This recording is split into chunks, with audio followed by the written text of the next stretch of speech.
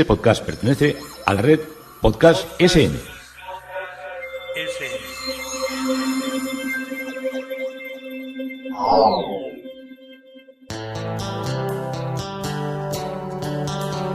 Historia con sentido. Un podcast realizado y presentado por Juan Carlos González.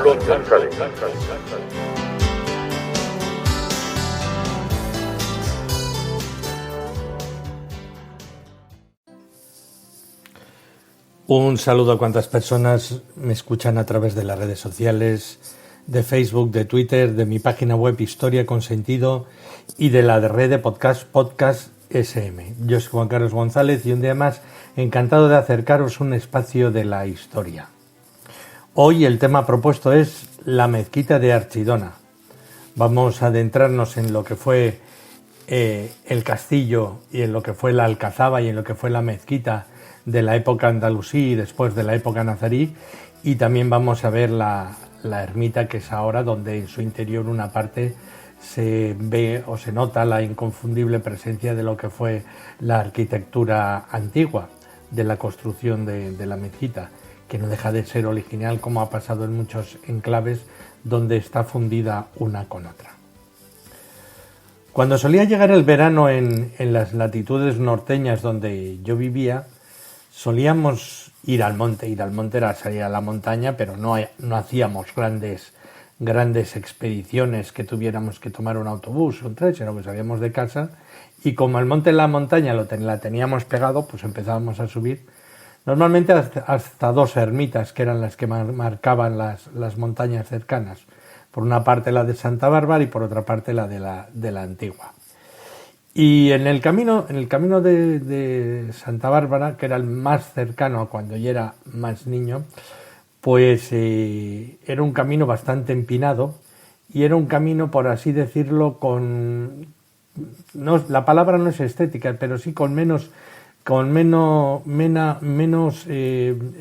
organización agrícola, donde había pinares, donde había hayedos y donde había pues zonas de grandes helechos que en verano estaban verdes y crecidos y que luego los cortaban para hacer la cama de las cuadras de los distintos caseríos que había subiendo a la ermita. Y había algunas fuentes que nos calmaban la sed. Yo no sé si estaban contaminadas o no estaban contaminadas, pero nos daban grandes satisfacciones y nunca nos dieron ningún problema que yo me acuerde de disentería o de alguna de esas cosas. Y por el camino, cerca de los pinares, en lo que eran los ribazos de la carretera y de un atajo que llamábamos, que era para pasar entre un trozo de la carretera y la otra, unas grandes curvas que había, pues subíamos andando por un camino hasta que llegábamos a una fuente, ahí bebíamos, luego ya íbamos a otra fuente más arriba y también bebíamos, era nuestro recorrido. Pero mientras subíamos veíamos moras, pero claro, veíamos moras que crecían en los zarzales. Eran unas moras muy pequeñitas. Las primeras semanas todavía, cuando no había dado mucho el sol, eran verdes color lagarto verde, después se ponían rojas y finalmente acababan poniéndose negras o de color vino, que era cuando las cogíamos. Había grandes zarzales, te ibas pinchando muchas veces cada vez que ibas cogiendo las moras, y había moras especialmente grandes. No eran muy grandes, ahora luego entenderéis por qué no eran muy grandes. Entonces pues o las metíamos en una bolsa y luego las metíamos al frigorífico, o las más de las veces nos las íbamos comiendo por el camino porque estaban dulcecitas y eso nos gustaba, y luego aparecíamos con todos los morros pintados en casa de haber comido las moras. Y esa era la idea que tenía yo, de que las moreras pues eran zarzales y que los zarzales daban moras. Pero ya cuando una vez bajé por el sur, pues vi un día que estaba aparcando el coche, vi que el suelo de la acera estaba todo como si hubieran bebido vino ahí, de gotones grandes. Y entonces me levanté la vista para arriba y dije, ahí va, pero si esto es moras, pero un árbol de moras, eran moras gordas, que el tamaño de un dedal eran más grandes todavía. Y entonces pues, me encontré con una cosa que era una gran desconocida, y hay gente que las coge las moras y tal. Y me dijeron, sí, aquí había muchas, porque antes, antiguamente, la tradición, ahora ya no, pero la tradición era que se plantaban las moreras para hacer seda, porque el gusano de seda comía comía las hojas, y con eso crecía rápidamente. Y luego, bueno, ahora os contaré la historia de la seda.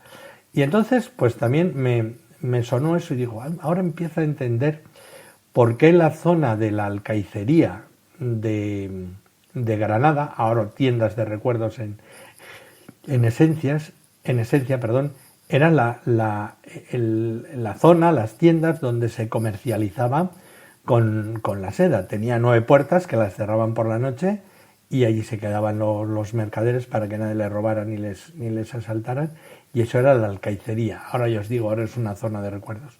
Y la gente que iba a comprar se quedaba en el Carbón, que está cerca, que es una especie de construcción, como si fuera un edificio de apartamentos, casi de la época, de la época nazarí, donde había un gran patio central y donde la gente pues tenía en unos pisos, tenía almacenes, donde metía material, en otros sitios habitaciones donde se quedaba.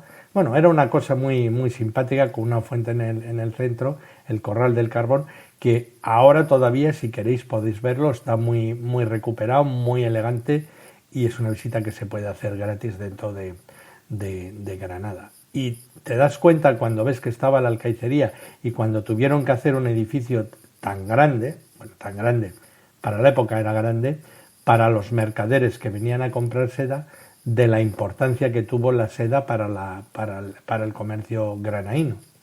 Bueno, ¿de dónde viene la seda y qué es todo esto de la seda? Claro, aquí nosotros estamos acostumbrados a hacer las cosas con lana, y la lana en invierno pues da calor, pero en verano era una cosa, y aquí hace calor en verano.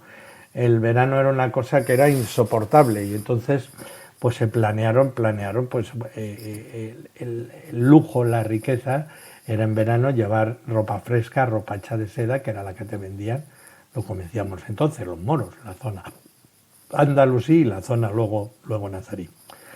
Hay una leyenda china que cuenta que la diosa de la seda fue la dama His Lin Shi, que era la esposa del emperador Wang He, no sé si lo he dicho bien, pero bueno, que introdujo la cría de gusanos de seda, inventó el telar, así como el comercio de la producción de seda. Dice la leyenda que su marido le encargó que investigara por qué las hojas de las moreras estaban roídas y muchas comidas enteras. Y ella buscó y encontró unas orugas blancas que comían las hojas de los árboles de la morera, tanto de día como de noche. Pero eso duraba unos días, luego desaparecían, y luego muchas veces el árbol a veces se recuperaba, y otras veces pues no atacaban a todos los árboles, pero a una gran mayoría, unos continuos a otros, sí que eran devorados por estos gusanos. Bueno, también descubrió un capullo blanco en una de las hojas y empezó a estudiarlo. Encontró más capullos y descubrió que las orugas lo habían fabricado. Intentó deshilar uno de los capullos para ver qué contenía, y accidentalmente se le cayó en la taza de té que estaba caliente. Ella sacó el capullo, que estaba húmedo pero también caliente, y comenzó a desenredar un hilo muy largo pero muy continuo, y fue cautivada por la suavidad y por la belleza que tenía ese hilo. Se dio cuenta de que el capullo estaba formado por un solo hilo muy largo y fuerte, y que al juntar varios hilos podía conseguir un hilo más fuerte, que podía incluso llegar a ser tejido. Entonces le pidió al emperador que plantara más moreras para producir más capullos. Al principio ellas, cuenta la leyenda también, y sus ayudantes experimentaron en secreto de cómo tejer la seda, estudiando sus propiedades y fabricando algún trocito de pieza. Y después de muchos intentos consiguieron tejer una hermosa bufanda de seda que se la regaló la emperatriz al emperador. Y pronto comenzó todo el palacio a tejer la seda que obtenían de los capullos, y el emperador tuvo la idea de enseñar a otros reinos cómo criar estas orugas y el trabajo de la seda. Pero cuando se dio cuenta de que ya no le comprarían ese material a China, pues decidió guardar el secreto bajo pena de muerte. Propagó la industria entre la casta noble del imperio, que eran los que controlaban el secreto de la seda, y se convertiría desde entonces como un arte sagrado y reservado únicamente a las damas de la corte y a la alta aristocracia. A la muerte de la emperatriz se le erigieron templos y altares como la diosa de los gusanos de seda, y las distintas clases sociales ya empezaron a utilizar tanto vestidos como túnicas de seda, y a partir de entonces la seda se convirtió tuvo ya un uso más general y se convirtió rápidamente en uno de los elementos principales de la economía china. Se empezó en el siglo II a.C., una ruta de la seda que también en el fondo tenía propósitos militares y políticos, más no solo el comercio, pero porque la seda no era solo la única mercancía que se exportaba en las primeras épocas. Pero las primeras dinastías, la dinastía Han, sacó muy poco provecho de ella hasta que los romanos se convirtieron en fanáticos de la seda, lo que le produjo grandes beneficios. Y cuando se habla de expansión de la seda en el mundo, la ruta de la seda, la famosa que luego recorrió Marco Polo, jugó un papel primordial. De China saltó a la India y saltó a Japón. Y el de la India se introdujo mucho en lo que era la zona, la zona casi frontera con la parte cruzada, con la parte de Tierra Santa, y estos acabaron enterándose del secreto y trajeron la seda ya las cruzadas a la Europa occidental, en particular a muchos estados o pequeños estados italianos.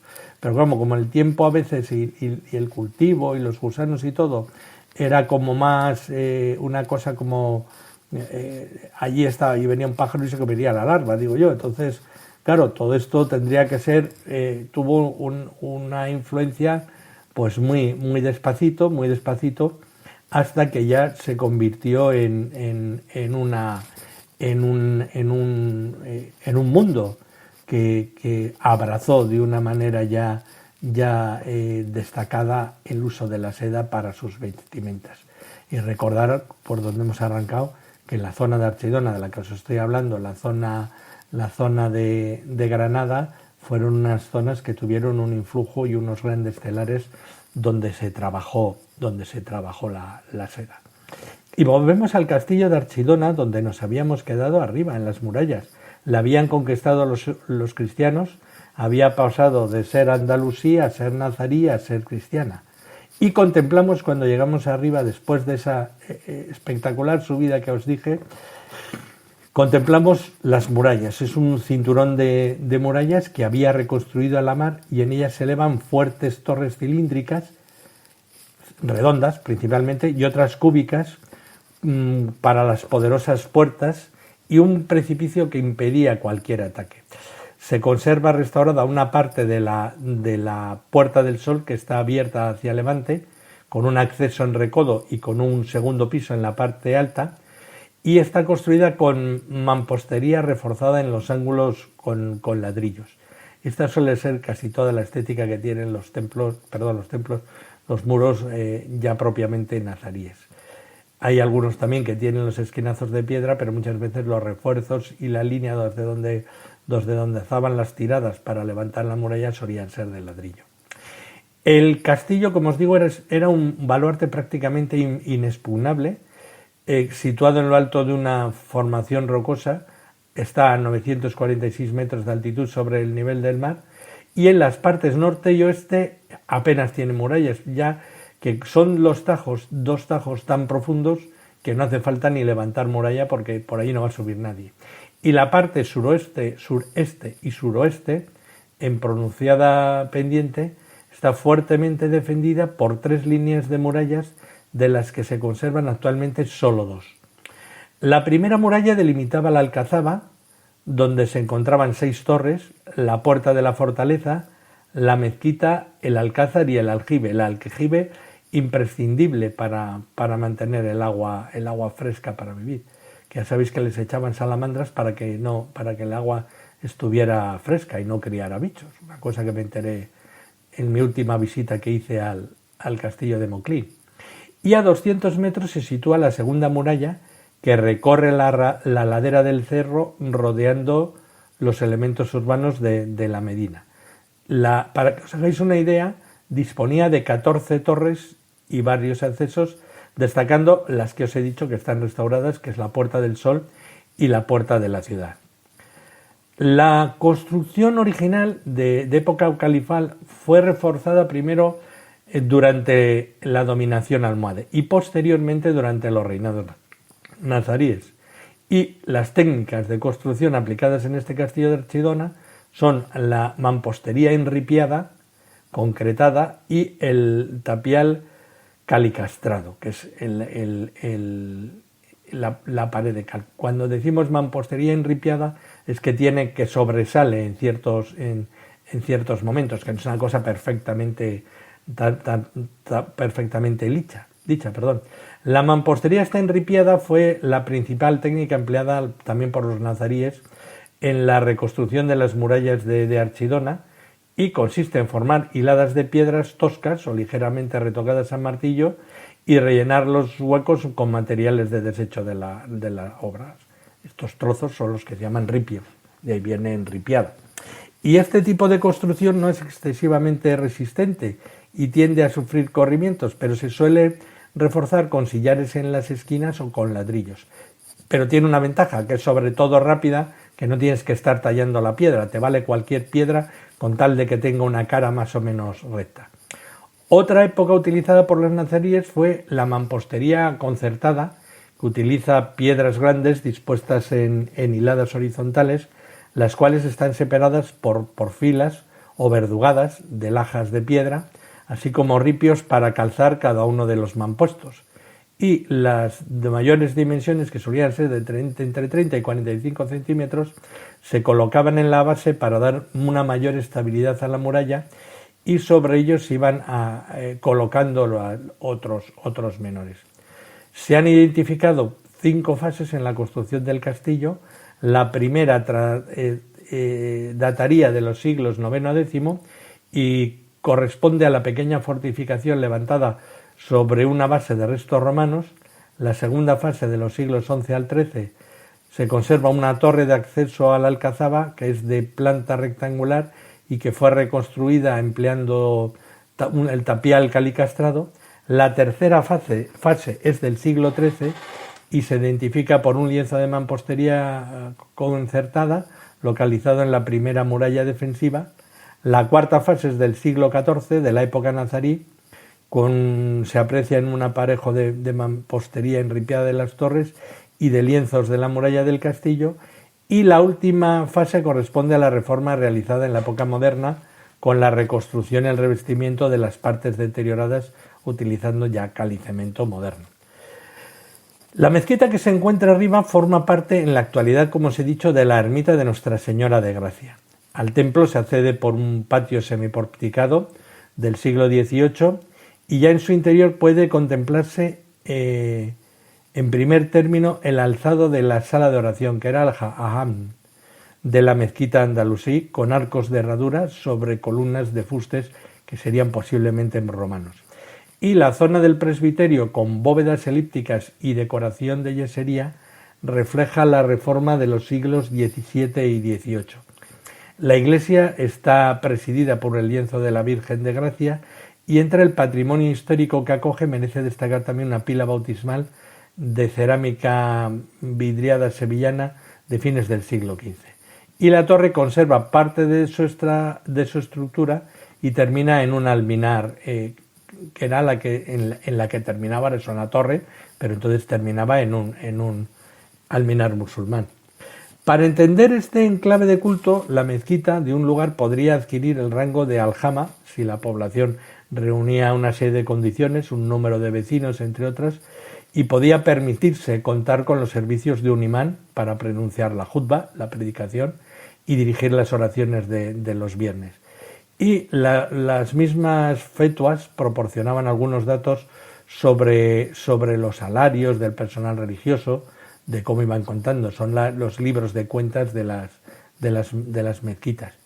El imán o el jatic, con frecuencia una misma persona que desarrollaba las dos funciones, era elegido por los vecinos y pagado por ellos mismos en muchos casos, o bien por el excedente, si existía, de la renta de los habices, de los bienes que cotizaban, instituidos a favor de la mezquita, una vez atendidas las necesidades fundamentales materiales, aceite de las lámparas, las esteras, limpieza o reparaciones, y por ello es un lugar común entre los geógrafos señalar que una población tiene categoría de medina si posee un almimbar, si posee un minarete, porque había muchas ermitas o moravitos que no poseían minaretes para subir arriba a cantar.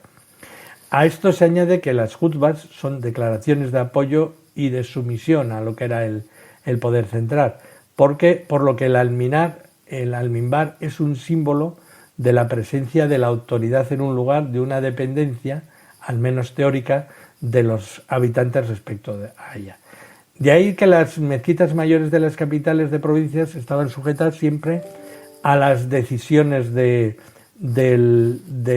soberano, mientras que en las pequeñas ciudades eran el control quedaba bajo los gobernadores nombrados por el emir o califa o a las órdenes de un poder central que transmitían la publicación en parte de las jutbas que se iban enviando para que las predicaran. Era como si se mandara a cada mezquita, como si fuera una parroquia, una carta del emir para que siguieran pidiendo por él y siguieran rezando y diciendo lo bueno que era y lo conforme a que estaba su doctrina de su vida con la doctrina del profeta.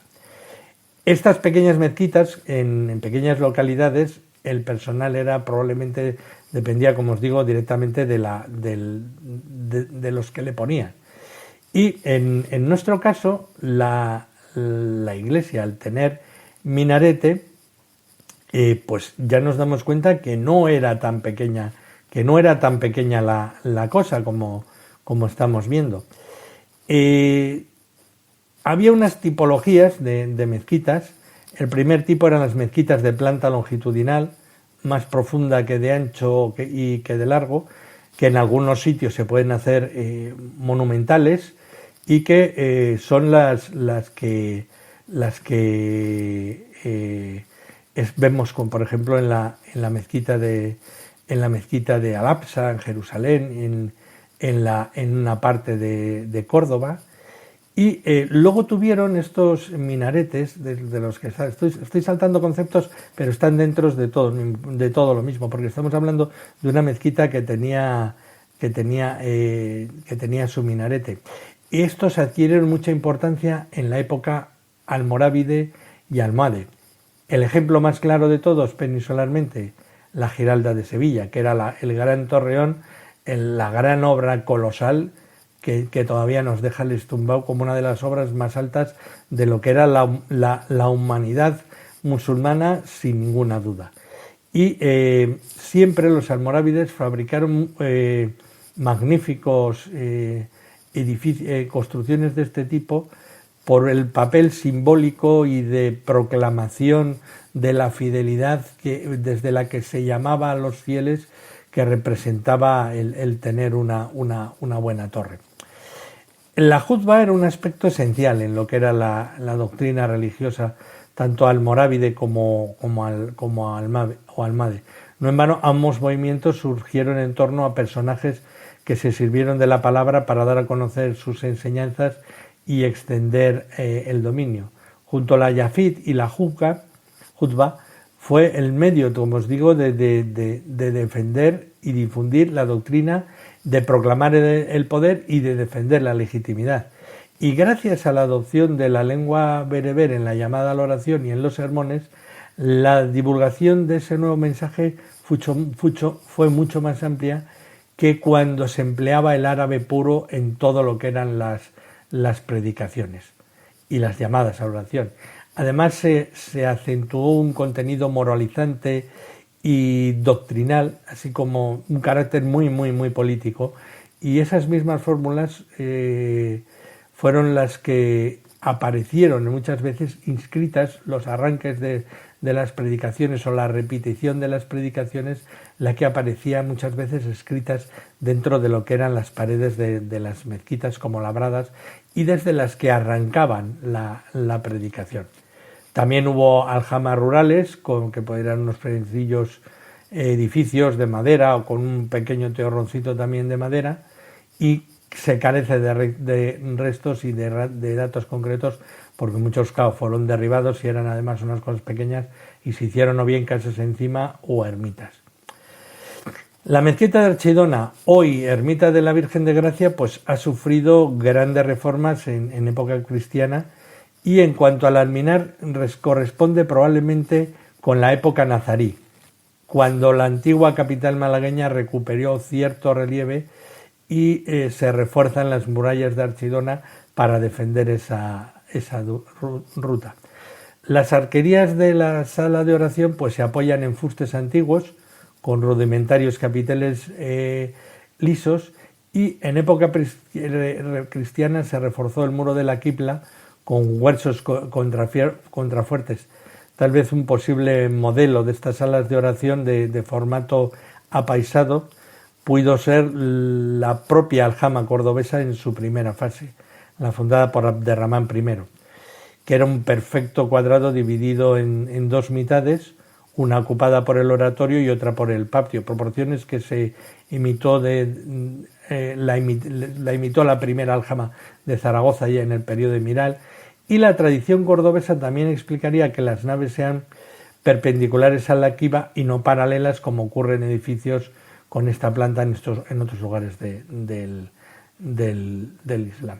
¿Qué usos y funciones tenían estas mezquitas? Pues aparte de las diferencias básicas entre los mezquitas rurales, esos pequeños núcleos rurales y las grandes capitales, eran las mismas, es decir, tenían un alminar desde donde se llamaba a la oración, a las actividades añadidas de culto, donde se organizaban también enseñanza coránica, donde se reunían para las celebraciones judiciales, donde había retiros espirituales, incluso un espacio funerario a partir del siglo XI, usuales también en las pequeñas como en las mezquitas mayores y en los barrios de las zonas urbanas. Entonces, cuando había varias pequeñas aljamas rurales dentro de una ciudad grande, no existían las mismas exigencias espirituales o de representación que en las grandes capitales. Nos referimos en concreto a la inexistencia en ellas de una maxura o una siptah, elementos reservados exclusivamente al uso del soberano, de su representante, y ligados a un ceremonial áulico de poder, de riqueza. Existían asimismo diferencias en lo que se refiere a la fundación y al mantenimiento de las mezquitas. Las aljamas de las capitales estaban ligadas al poder y es el Estado quien las fundaba y las financiaba en un primer término, o las ampliaba en caso de necesidad. Después el tesoro común de los musulmanes, el que se llamaba Bayat al-Mil, donde se iban a parar los impuestos legales, era guardado en la propia aljama y custodiado por el cadí mayor de la ciudad, así como los avices, los arriendos particulares y los legados que permitieran el mantenimiento. Y en cuanto a los oratorios de barrio moravitos, la mayoría eran de fundación privada, y como indican las inscripciones que van apareciendo, y se mantenían gracias a las rentas de avices instituidos a favor por un promotor o por otras personas, y solo ocasionalmente los vecinos intervenían en asuntos relacionados con las mezquitas de barrio o propias de una familia, por decirlo de alguna manera. Sin embargo, en el ámbito rural el Estado intervenía con frecuencia para, por así decirlo, para un mantenimiento de lo que era la parte, si se había derrumbado el muro, si ya no vivía la familia que lo había creado. Queda, como os digo, también el santuario cristiano. Los muros exteriores se construyeron en el siglo XVIII utilizando la tradicional composición de cadenas de ladrillos y de cajas de mampostería con verdugada de ladrillo, pero esto ya os lo dejaré para que lo sigamos el próximo día, porque hoy visitar la mezquita y explicar cómo funcionaban y cómo de ellas nos ha ocupado el espacio que nos ha traído hoy para hablar de la mezquita de Archidona. Esto es Historia con Sentido y un día más, yo soy Juan Carlos González, encantado de haberos podido acercar un espacio de la historia.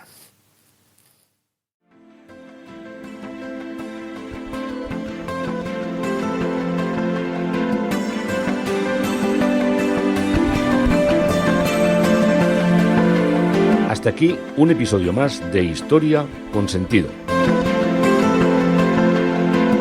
El podcast que te habla de historias de la historia, sucesos, eventos, como si el ayer fuera hoy. Síguenos a través de iTunes, Spreaker o iVoox. Contacta con nosotros por correo electrónico escribiendo a podcast@historiaconsentido.com. Nuestra web www.historiaconsentido.com.